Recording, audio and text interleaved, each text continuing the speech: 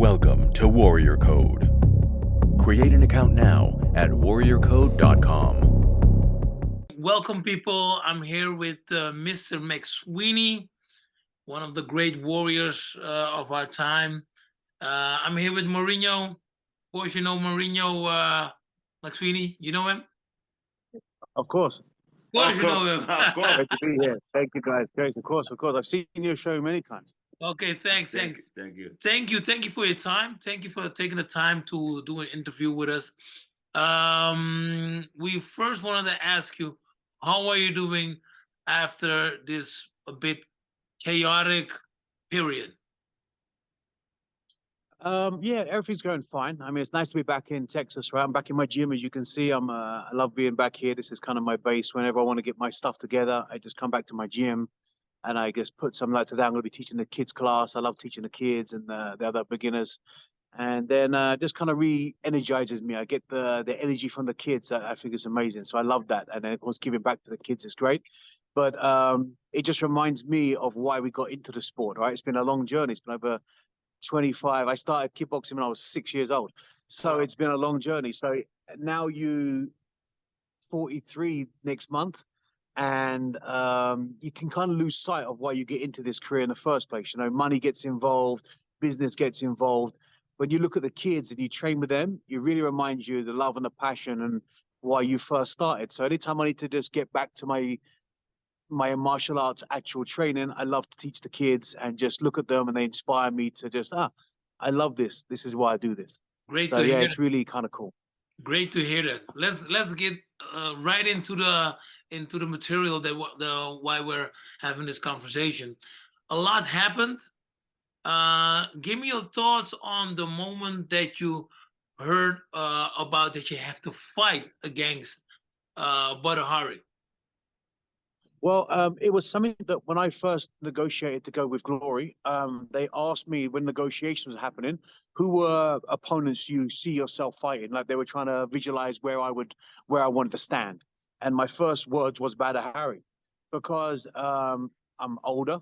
Haven't got time to waste. I just went back to K1 like 3 or 4 years prior to signing with Glory. I fought Daniel Ilonga. I knocked him out. Then I fought Murat. Gave him his first loss. Then I fought Izmir Londit all in the same night in a tournament. So I had these fights, right? And so I was jumping back into a good level. And I was like, okay, if I'm going to get back with Glory, then I want to go straight to the firing squad. I want to go to the high-level guys. Obviously not a fan of Badr as a person because I don't really know him, but his accomplishments, you want to fight those guys, right? As you know, you fought him. You want to fight those guys. You want to take their crown and you want to go up straight away. So that was a name I threw out from the beginning. And they actually then got Saki was another person I spoke about. They gave me Plazabat originally when I was originally going to fight. Plazabat got changed because Alistair pulled out. Then I got Saki on like 5 days notice, and that fight was just a big, a fuck up from my side from the start. So I never really got a chance to redeem myself. And then Alistair was fighting Badr, and I was in Alistair's corner, and I trained Alistair for that fight. We helped each other. I was in Thailand with him. I cornered him against Badr, and then of course I kind of saw when Alistair beat him that Badr was kind of doing his retirement, right? He was kind of saying like, I'm kind of done. His team was screaming at him, saying, no, don't say this. They were going crazy. And I was like, what's going on? And then I heard they were trying to talk him out of that speech. Then he gave that speech, which kind of got overridden when Rico come in the ring and him and Alistair had their thing. But I remember after the fight thinking, oh, that's a shame. He whether you like him or you don't like him, you got to say he's been around a long time. He deserved to be heard at that time. It's a shame he never got that retirement speech out. So I just put it to bed. I thought it was over. Then fast forward, like I think it was like January, I got a text message from the matchmaker saying, hey, James, do you still want that fight you asked for? I was like, what fight? Because I'd asked for the Saki rematch a million times. So I assumed it was Saki. So I said, okay, Saki. And he's like, no, Badr.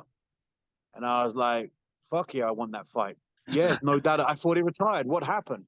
So they said originally May 27th or something. So literally the next morning I woke up, I started my camp. Like that was like January. So I was preparing for May.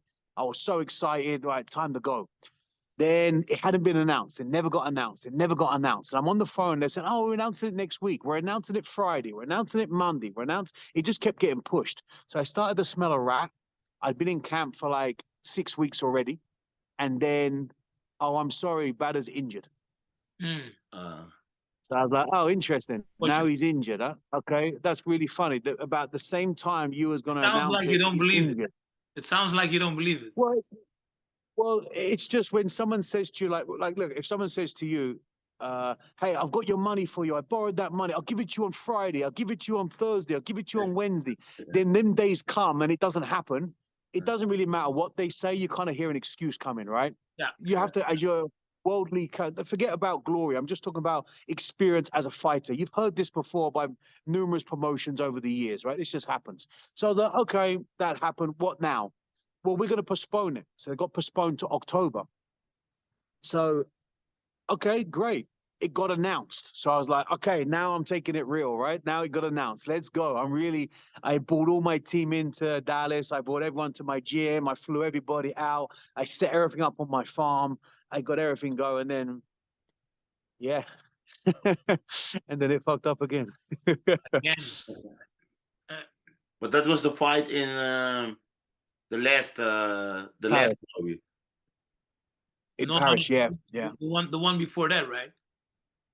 No, that was May. That got. He said he was injured, so then they postponed it to October, and then of course we set that down. Then of course now that just got cancelled last second as well. So it's been a frustrating year. So how did you felt when I believe Robbie Timmers came in the locker room and he said, "Hey, we got to talk. Something happened. Badr pulled out of the fight." What do you feel? What are your thoughts? Nobody.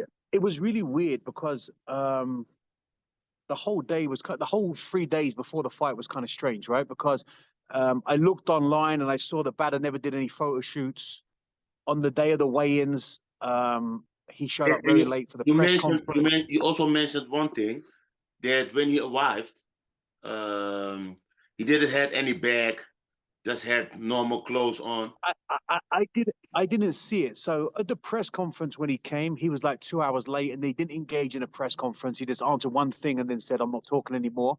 Then the day of the fight, I got a house outside of Paris like 2 weeks earlier. I never stayed in the hotel. I never stayed in the city. I stayed out. I want to be on my own in the farmland with my team. And when we were leaving, it was like a 2-hour drive to the arena. I got an alert saying Badr just arrived at the venue on YouTube. And I look at the video and I'm like, it's like 6:30. Why is he there so early? This is not like him. And then when I looked, I just saw him and Mike and a couple of other guys, and I didn't see any bags being carried. But at the time, I'm not thinking nothing, right? I'm just thinking it's really strange that he's always late for everything. Why would he be early all of a sudden? This is really weird. Why would he sit backstage for like 5 hours before a fight? He'd get one more meal in. He would just show up at 9 o'clock if you're going to fight at 11:30 or 11 o'clock. It doesn't make sense to be there so early. But nevertheless, we were on our way. I just put it behind me.